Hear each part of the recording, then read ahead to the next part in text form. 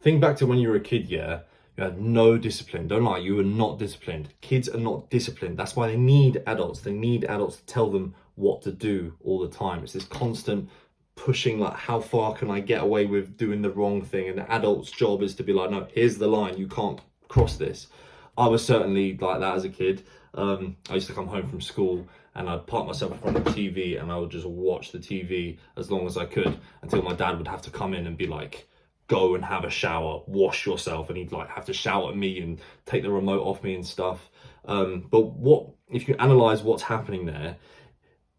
That is an external voice telling a child what to do, and eventually over time the child then learns, as I did, to just wash yourself. So that external voice, that discipline, becomes your internal monologue. So in essence you become your own parent, and the better you can be a parent yourself, the more that you'll grow. So your parents' job is to give you that base and additional things, but they can't grow you fully as a person.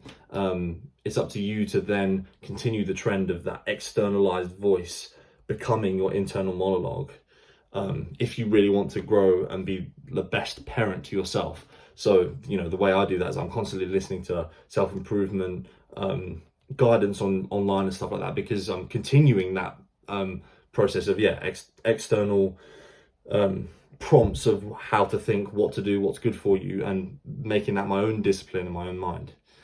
And the more that you do this beyond the basics, then the more likely it is for a potential partner, a woman, to see you and say, he is a good daddy to himself, he's a good parent to himself, so I bet he'd be a good daddy to my kids. That's what is happening on a fundamental level, because the more disciplined you are, the more likely you are to be in good shape, the more likely you are to have your resources together.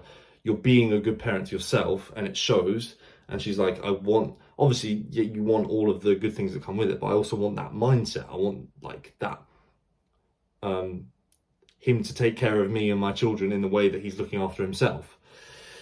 And she also wants that level of independence, because her kids are going to grow up at some point as well, and you don't want being a parent to be an infinite job where you just forever look after them. At some point, you want your children to become independent and to be able to look after you, and you want you want to find a partner that can give your children those qualities, so that when you're old, they'll look after you, because that's the way it works. Like,